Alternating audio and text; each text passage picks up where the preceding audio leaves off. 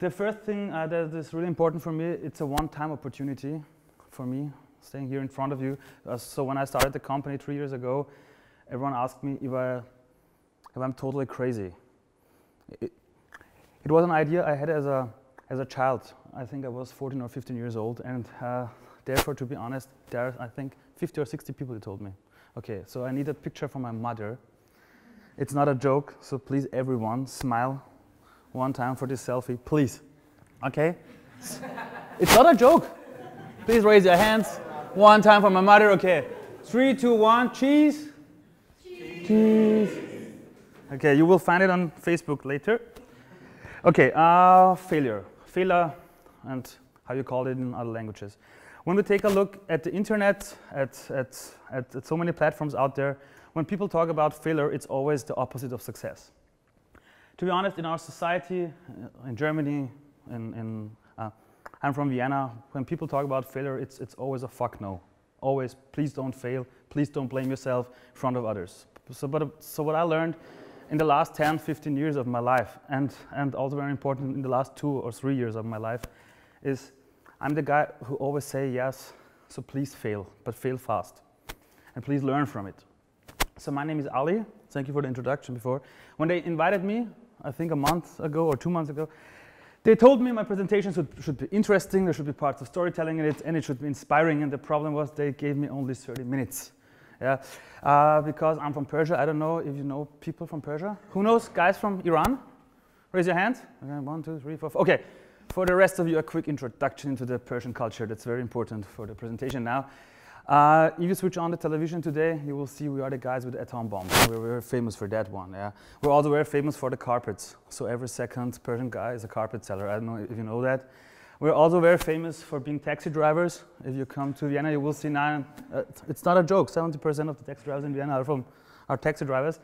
And the thing is, if you fail at the exam in Iran, you're going to work in a hospital as a doctor. It's always the same, yeah. So we have one thing all in common. We talk too fast, very fast. We talk a lot.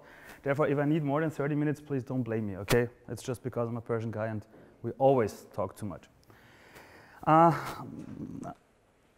So what I want to tell you is my own story in 4 chapters about the dream I had as a kid, about the success we had, about the truth behind it, and about all the choices we have to make in our daily lives. So my dream was, so as a kid I was born in Iran in the year 81. It's me here, 1 year old. When I was 3 years old, my parents fled from Iran. They came to Austria, to beautiful Vienna. It's the first picture so we took in Vienna. And when I was 14 years old, it's not me, okay? It's a stock photo from Google. So that's me here with the long hair. When I was 14 years old, I had no idea where to go in my life. Because to be honest, no one ever asked me where you want to be born. No one. But when I was 14 years old, everyone asked me where do you want to go next, so which school, which education system. And I always said, I have absolutely no idea where to go. I don't have an overview. So, but for myself as a kid, I found out, so talking to strangers for only 5 to 10 minutes about their life, about their experiences, it was the coolest source of information. And I talked to so many adults out there, and I asked everyone the same questions about their job, about their background, about the cool things about their job, about the things that they learned in their life. And when I was 14 years old, I thought to myself it would be great to have something like a handbook of life stories, with the stories from people from all around the world in one book, free to the world, for all the people out there who say, I don't know where to go in my life, no matter if you're 14 years old, 34 or 44. It was the idea I had. Many years later, 6 months before my 8th term, I was a school dropout. My mother cried for 6 months. She told me, you can't break up school. And for me, to be honest, it was the start of my own journey. I started to work in so many jobs. I think I worked in more than 42 jobs in my life, so till today. For example, I was working in the pharmacy industry. Yeah, I was really working in the pharmacy industry. 2 years later, I was the leader of the whole team. I learned everything on my own at that time. I also finished university. In my spare time, in 2008, I had a real job, okay? I really had a real job. A year later, I was a sales consultant in a big US company. I had everything at that time. I was 26 years old. I had a big car, I had stock options, I had money. And for myself, I saw that at that time, okay, I'm successful. And the big problem at that time was everyone told me I am successful. But to be honest, I hated the job. But I had the money, I had the car, I had the stock options. I had a very fancy job title. I think it was Senior Engagement Manager Central Europe. It was total bullshit behind it. But at that time, it was the most important thing for me, but only because other people told me you're successful. In the end of 2009, I saw that I'm not happy with that job. I traveled to Thailand for 3 or 4 weeks. At the last day in Thailand, I quit my job. I got my body tattooed all of my body, and I told the company I don't want to work there anymore. I quit my job. I started to work as a teacher and also in the online business. So when I started to work in the online business, the communications business, everyone told me, so Ali, so why do you want to work in the communications business? You have absolutely no experience there. How do you want to do it? And the thing was, for me at that time, I found out that it's really possible in life to learn everything. For the people, for some of my friends, so going away from a job with a very good payment, in their eyes, it was a failure. It was a big mistake in their eyes. So, but for me, it was something. I told everyone, if you want to be successful in life, you have to end things if you don't like them. And in 2010, I started to work in that area where I said everyone, okay, I really loved that job. So, but the big problem was, at that time, I found out that everyone around me, everyone was speaking behind my back, and everyone said, so the guy is crazy. In the former job in 2009, he had everything. He had money, he had this car. And now take a look at him at the moment. I learned everything from the beginning in the communications business, and at the end of 2010, I was responsible for customers like Heineken and a few another very big brands. And in 2011, I talked to my best friend about the job market. And so when I was a teacher in 2010 and 2011, I saw we still live in a world with a big problem out there. There are so many people out there, and not only 14 years old, also 24, 34, 44. If you ask them what do you want to do next in your life with your job, you always hear the same things. I have no idea. Maybe something with business, something with communication, something with people. And I said to myself, okay, when I was a child, so I had that idea of the handbook of life stories. And in 2011, I said to my best friend, to Jubin, so if you want to, he can build this thing on our own. And the cool thing with Persian people is they're always in. They're always in, they always say, yes, yeah, please do it, and so. So we talked about the idea I had as a child, and we said, okay, it's 2011, no one is reading a book. No one, really no one. So, but everyone has internet, everyone knows video. So we need to build a video platform for the whole world with stories from people from all around the world, all answering the same questions about their life, about their background, and no matter if it's the CEO or some intern, maybe. I bought myself a small camera. I think it was 499 euros and a mic. I had absolutely no idea how to interview people. I had no idea how to deal with video. I started to interview people on the street. I talked to so many people. I told them, I want to know your story. I want to know your story. I want to build this handbook of life stories. I talked to soccer players, to famous ones, to politicians. I talked to anchormen. And to be honest, at the time, I was running around with a small camera and I was interviewing people, but everyone told me, okay, so when is the website going online? I always said, yeah, later, maybe later, maybe later. So, but then something happened that showed me in life, sometimes you need to start things, but you really have to move on. And it was, so one of these days, it was in June 2011 when the ORF called me. The ORF is something like ZDF, ARD. It's a very, very famous TV station. They called me in June 2011 and told me, we have heard from you. Is it true you want to change the world? You want to save the world? And I said, yeah, of course I want to save the world. And the guy asked me, how do you want to do this? And I said, it's very simple. It's not possible to save 7 billion people. That's not possible. But if you change the perspective of only one person out there, you have saved the world of that one person. It was the idea behind it. And he told me, okay, so tell me more about your idea. And I told him, okay, so one day everyone should tell their own story on our platform and so on. And he told me, when are you going online? And I told him, yeah, in a few weeks. And he said to me, is it possible to launch the website in the next 10 days before the holiday and school starts? I said, of course, in the next 10 days, it's not a problem. There was a big problem. We had no website, we had no money, we had nothing, and only 10 days left. And I told this guy we are going online. We worked our asses off. I talked to so many real video experts out there. I went to really everyone I knew at the time, and I told them I have no idea how to cut the video. Please help me. I talked to video artists about I need an intro, so please help me. I don't have money, but maybe your children will love this platform one day. And we worked our asses off. In 9 days, we programmed a total new website. It was totally crap, the website, only 17 stories. And we went online on the 27th of June 2011. And the things that happened next was we went online at 8 o'clock, I think, and 2 hours later, there was a big TV report about our launch on the news. It was Austrian-wide, 2.5 minutes report about our platform. And the cool thing was, well, yeah. So when we launched the platform, for us it was something like a joke at that moment. But the cool thing was, 24 hours later, companies started to call us. Universities called us. They told us it's a great idea. It's really amazing. And the cool thing was, with the first company that called us, they asked us, is it possible to be part of that platform? And to be honest, at that time, we had no business plan. It was an idea I had when I was 14 years old. Everyone, really everyone, who asked me, how do you want to make money with this? I always answered, I have a job, I'm a teacher, I do it in my spare time.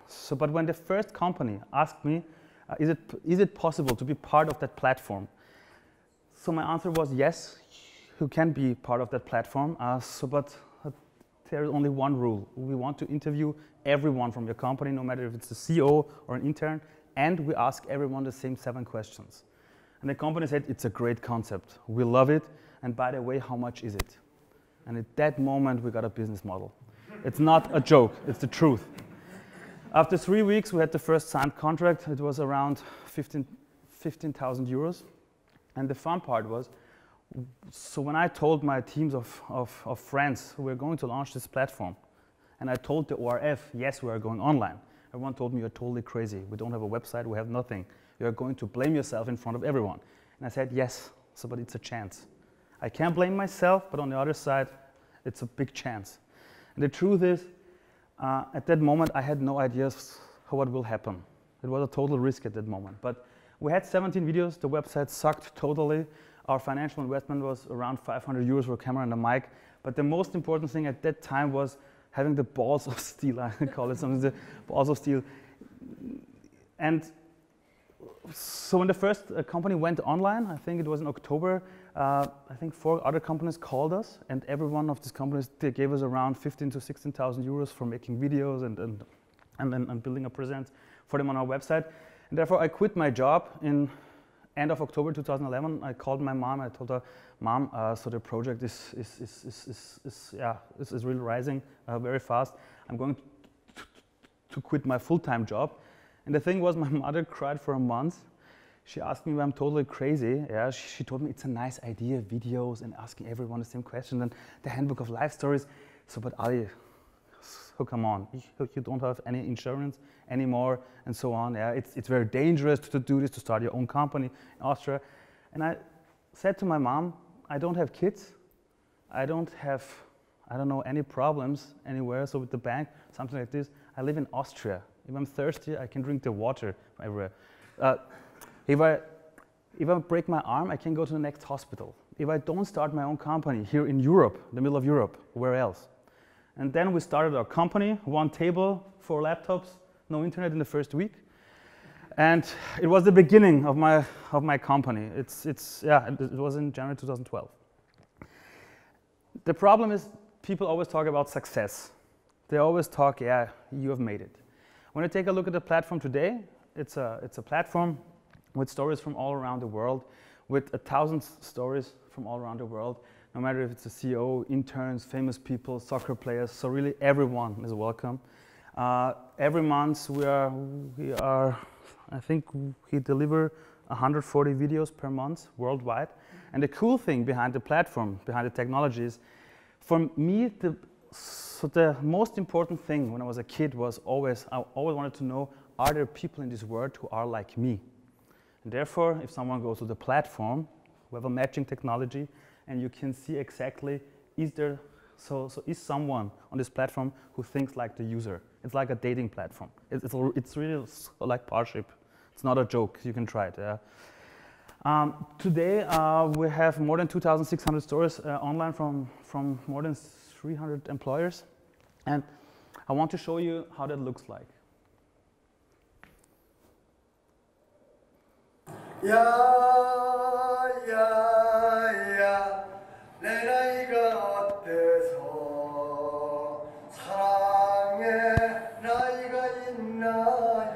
There are many things I love very much. I chose to be a chef, not because I wanted to cook, but because I wanted to see the world. I didn't want to stay in Austria for all my life, so I chose to become a chef, and yeah, I love it. All the opportunities that I had, they're not very common for those people that come from the same background, that come from the same place where I come from. I studied in a public school. I had the chance to actually live what most people live here, but getting access to education is not possible for everyone. So I just wanted to make sure that I would be able to help others get the same opportunities that I've had the chance to have.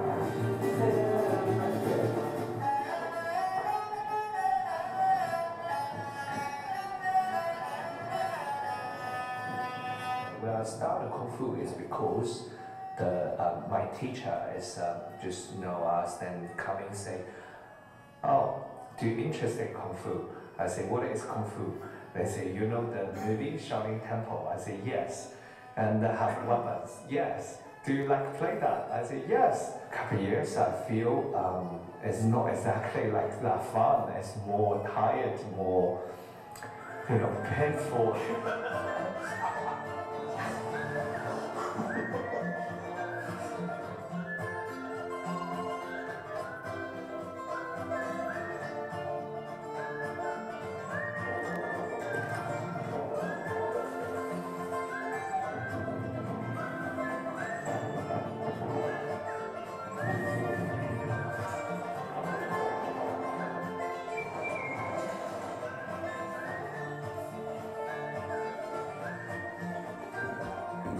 My name is Alessia Alize. I'm a freelance art director at Vogue. My name is T.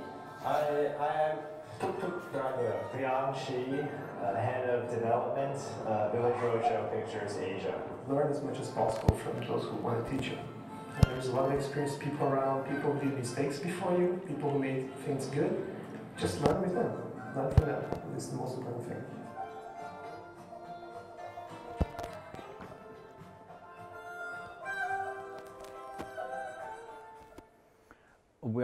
So when we started 2.5 years ago, it was just the 4 of us, 4 friends who knew each other since more than 15 years. Today we're more than 30 people from all around the world. I think we're 34 people at the moment. For me, the most important thing is the team, it's the culture. For example, this is a picture from end of 2012. We all traveled to Thailand for 10 days. When you come to our office on a Friday, we eat together, yeah, and we have beer together. We celebrate together, but we also cry together. It's really, really very important. When I started the platform, everyone told me, you are a school dropout. You want to build a system for all the people out there who have no orientation. How should that work? You're not an expert. And I always said, maybe because I'm not an expert, it will work out.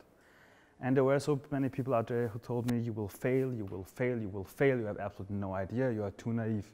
And to be honest, it was the best thing, being naive, having no idea how the thing worked. Today, you showed it before. 6 weeks ago, I was here in Berlin.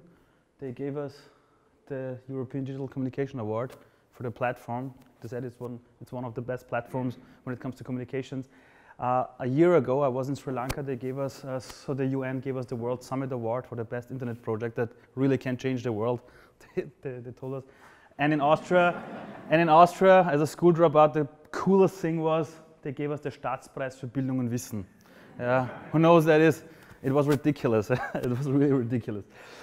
The cool thing was when we launched the website 2 hours later, so the televisions brought a report, and really till today, we have a very good media coverage. It's no matter if Spiegel Online, it's the Guardian, and so on.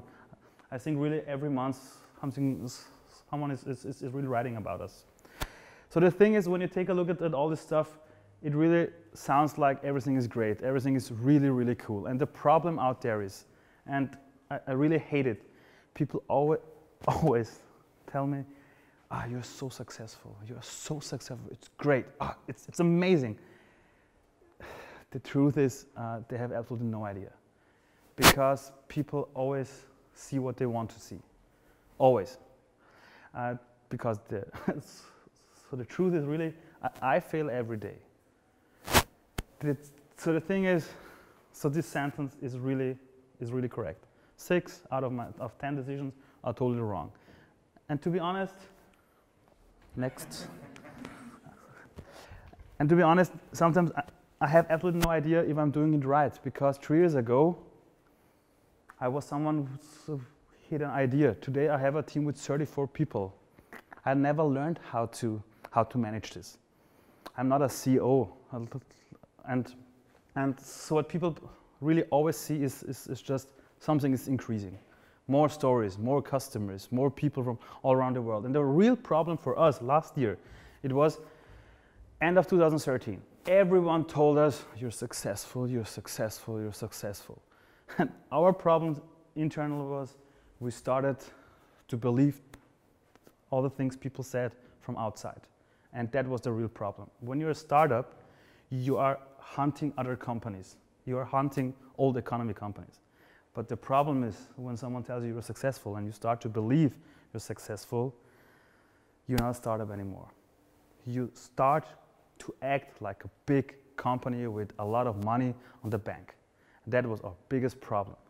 Everyone, starting with my mother to all my friends, told us, you are in the media, you're in the press, you're so successful.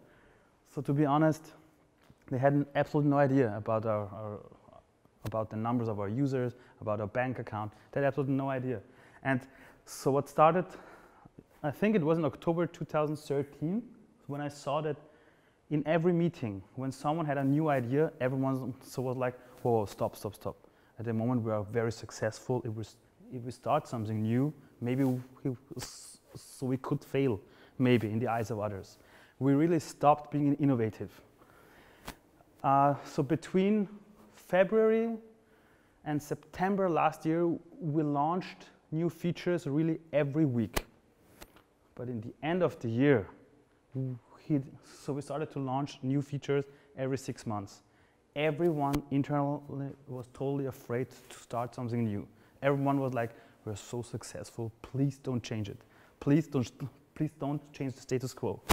And it was so, we totally lost our focus. So we did so many things. We hired the totally wrong guys. He spent too much money on the really very, very wrong things, because everyone, including myself, we were all like, okay, we're so successful. We are again in the press.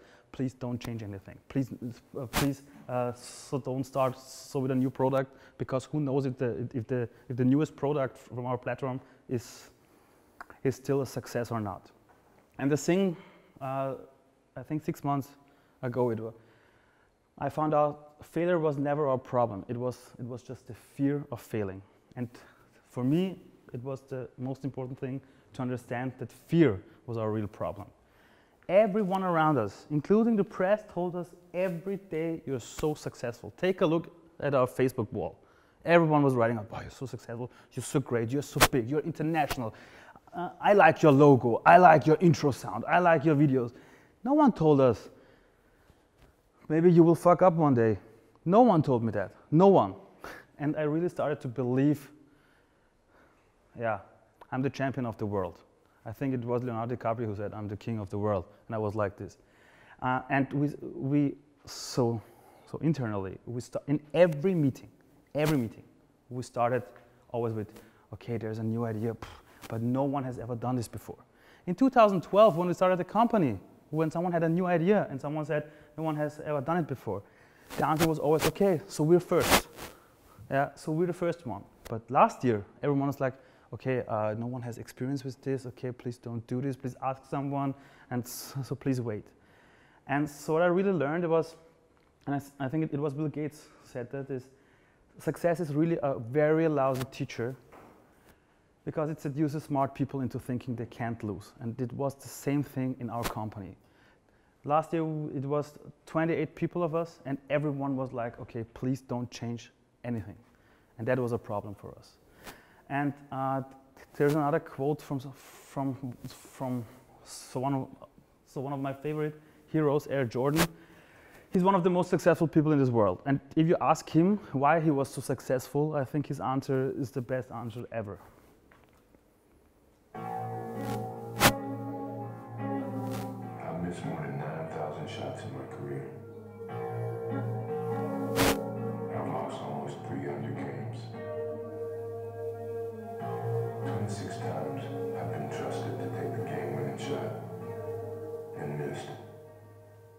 I've failed over and over and over again in my life.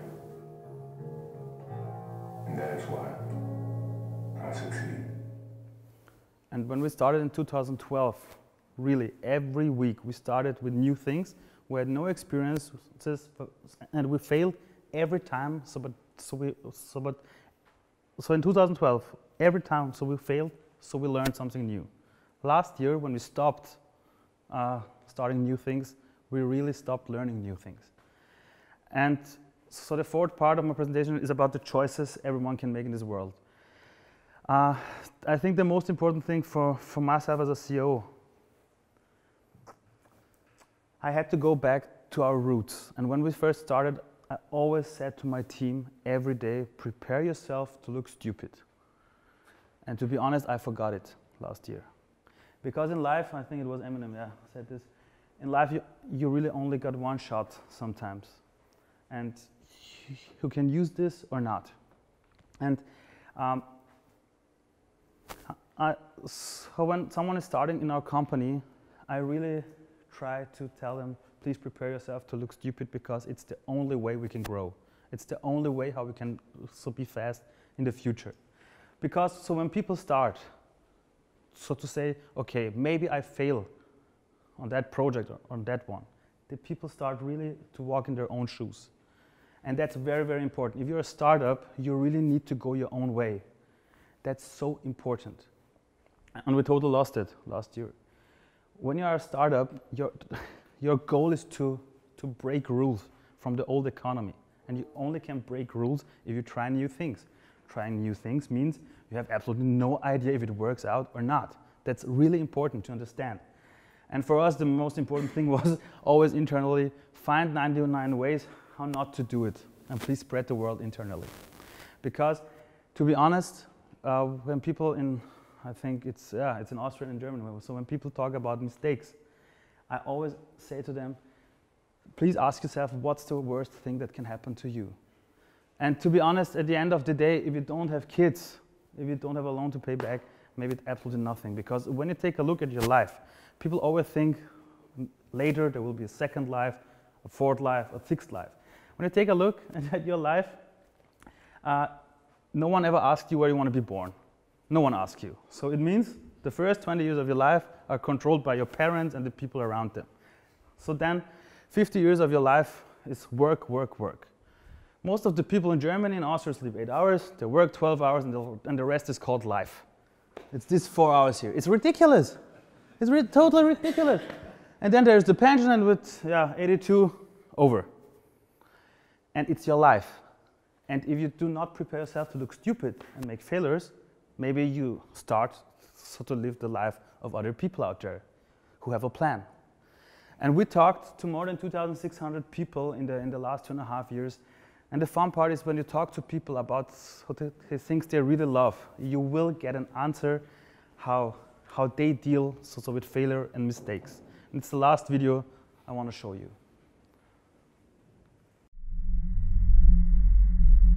Thoughts are incredibly powerful things, and we create the world we think about. So our mind can make the world be what we choose it to be.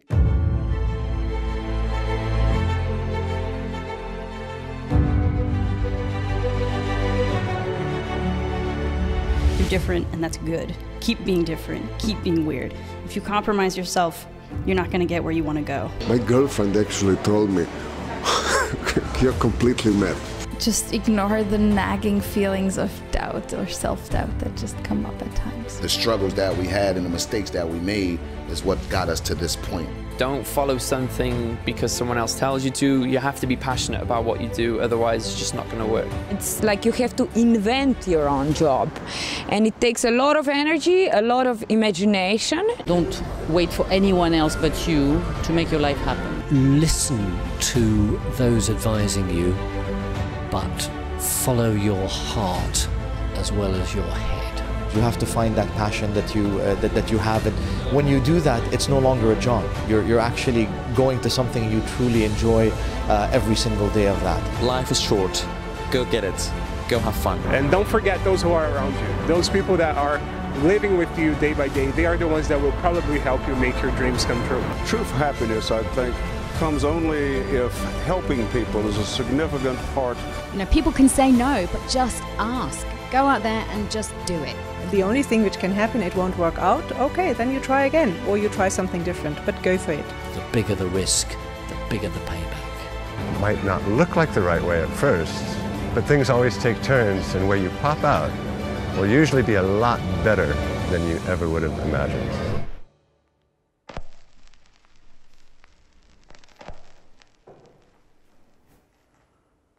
32 minutes.